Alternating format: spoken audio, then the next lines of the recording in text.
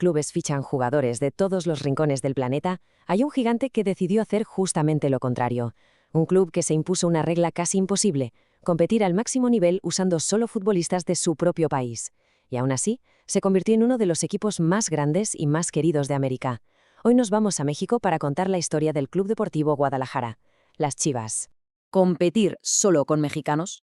Uf, es que esta es una regla que lo define absolutamente todo. Una sola decisión que no solo moldeó a un equipo, sino que forjó una leyenda que resuena en todo un continente. Para entender bien esta increíble historia, vamos a dividirla en 5 partes clave. Primero, exploraremos el origen de esa regla imposible. Luego, veremos su ascenso a la gloria, cómo pasaron del amateurismo a ser el campeonísimo. Después, claro, la rivalidad que partió en dos al país. También hablaremos de su búsqueda de un hogar y, para terminar, del alma que lo mantiene vivo. Venga, pues vamos a ello. Empezamos por el principio. La gran pregunta es ¿cómo y por qué? ¿Por qué un club decide, por voluntad propia, ponerse una limitación que, seamos sinceros, ningún otro grande del fútbol mundial se atrevería ni a plantear? Todo arranca en 1906 y, curiosamente, lo funda un belga, Edgar Evereart. Pero el primer gran cambio, el primer punto de inflexión llega solo 2 años después, en 1908. Deciden cambiar el nombre a Guadalajara. Y esto es clave, porque fue el primer paso para conectar de verdad con la gente de allí. Pero el salto definitivo, el que lo cambia todo, llega en 1943. El club entra en la era profesional y ahí es cuando toman esa decisión que marcaría su destino para siempre. Y aquí la tenemos, la famosa regla. Ojo, que esto es súper importante, no fue algo que les impuso la Liga. No, fue una elección suya, una decisión propia. Hay que ponerse en el contexto de la época, ¿no? Un México postrevolucionario con un sentimiento nacionalista muy fuerte. Y Chivas, pues decidió que su batalla en el césped iba a ser un reflejo de eso, del talento y el orgullo mexicano. Básicamente, una declaración de principios hecha fútbol. Vale, ya tenemos la regla. Ahora la pregunta es, ¿funcionó? ¿Cómo se tradujo esta filosofía en éxito? Porque, ojo, mucho antes de ser profesionales, este equipo ya apuntaba maneras, ya eran gigantes. 13, ni más ni menos. 13 campeonatos. Eso es lo que ganó el Guadalajara en la Liga de Occidente durante su etapa amateur, entre 1908 y 1943. Hablamos de un dominio, absoluto. Y claro, esto sentó las bases para todo lo que vendría después. Claro, que el salto al profesionalismo no fue un camino de rosas, ni mucho menos. Durante años el equipo lo rozaba, estaba ahí, a punto de ganar, pero siempre se quedaba a las puertas. Imagina la frustración. Tanto que la afición y la prensa les pusieron un apodo que lo dice todo, el llamerito, o sea, el casi, el equipo que casi lo consigue. Una racha de subcampeonatos que habría acabado con la paciencia del más santo. Y entonces llegó el día, ese instante que lo cambió absolutamente todo. 3 de enero de 1957, último partido de la temporada. Se están jugando el título y en el último suspiro, el gran ídolo, Salvador Chava Reyes, marca el gol de la victoria. Increíble, el ya merito se había acabado para siempre. En ese momento acababa de nacer una leyenda. Pero es que la cosa no se quedó ahí. La victoria fue tan grande que trascendió lo deportivo de una manera, muy particular. Fíjate que al día siguiente, el mismísimo cardenal de Guadalajara dio una misa en honor al equipo. Les dio su bendición. La gente empezó a verlos como algo más que futbolistas, casi como algo sagrado. Y de esa mezcla tan curiosa de fe y fútbol, pues nació el apodo que les acompaña hasta hoy, el rebaño sagrado. Y vamos, vaya si funcionó la bendición, porque aquel primer título no fue un hecho aislado, fue el comienzo de una dinastía arrolladora.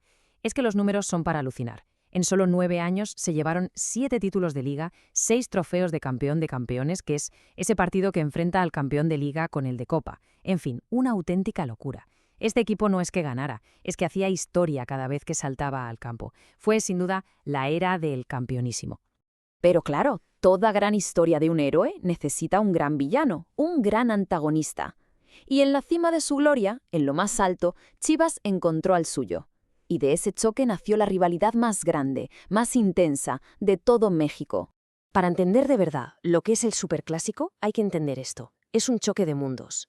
Por un lado, Chivas, con su política de solo mexicanos, representaba el orgullo local, la cantera, el equipo de la gente. Y en la otra esquina, el Club América, de la capital, de Ciudad de México, que era visto como todo lo contrario, el equipo del poder, del dinero, el que fichaba a golpe de talonario a las estrellas extranjeras. O sea, no era solo fútbol. Era una batalla de filosofías. Y toda gran rivalidad necesita una chispa que encienda la mecha, ¿no? Pues aquí la tenemos. Año 1959. El entrenador del América, un tal Fernando Marcos, llega a Guadalajara y ¡zas! Le gana a los 3 equipos de la ciudad por el mismo resultado, 2-0. Y claro, el hombre se vino arriba y soltó esta perlita a la prensa. Una provocación directa, chulesca, y que por supuesto los aficionados de Chivas no han olvidado jamás. Claro, que la respuesta no se hizo esperar mucho. Solo 3 meses después volvieron a enfrentarse. ¿Y el resultado? Pues, adivina, 2-0.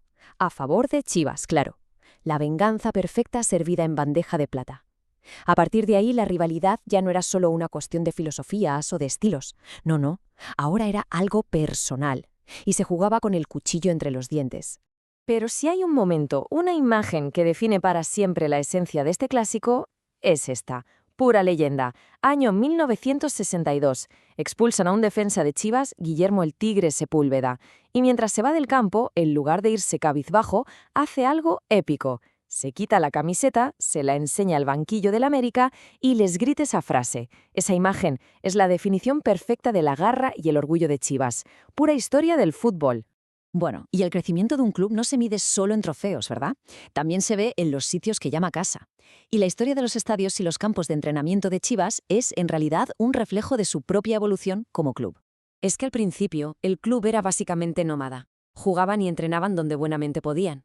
Un día en el campo Reforma, otro en los terrenos de una cervecería. El Colegio Fregoso fue como su primera oficina improvisada. Fue un peregrinar constante, hasta que por fin, primero con Colomos y ya después con Verdevalle, el club echó raíces de verdad, sentando las bases para poder trabajar bien su cantera.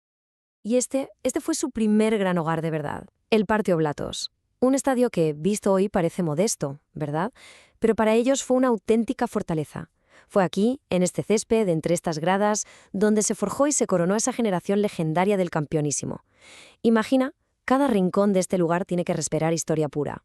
Pero si somos sinceros, el verdadero hogar de Chivas, lo que nunca ha cambiado, ha sido su gente. El alma rojiblanca, como se les conoce. Daba igual si jugaban en un campo de tierra improvisado o en un estadio a reventar. La afición siempre ha estado ahí. Siempre, convirtiendo cada partido en una fiesta y, sobre todo, en una declaración de lealtad incondicional.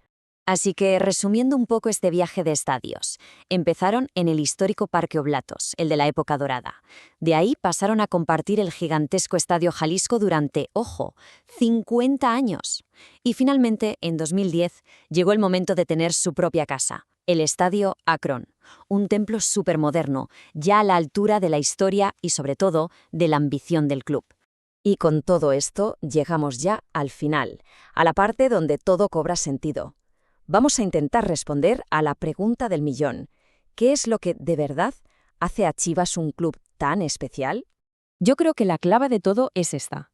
Chivas demuestra que se puede coger lo que parece una debilidad, una limitación, y convertirla en tu mayor fortaleza. Su regla de jugar solo con mexicanos no es un hándicap, es directamente su identidad. Es un símbolo de confianza absoluta en el talento de casa, es un motor de orgullo nacional. Y por encima de todo, es el pegamento que crea ese vínculo indestructible entre el equipo y su gente.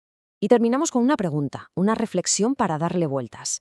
En el fútbol de hoy, un mundo globalizado donde el dinero y los fichajes de estrellas internacionales parecen dominarlo todo, lo de Chivas, su fidelidad a esta tradición, parece casi un acto de rebeldía. Así que la pregunta ¿es esta tradición su mayor tesoro o se está convirtiendo en un ancla, en un fútbol que va en otra dirección?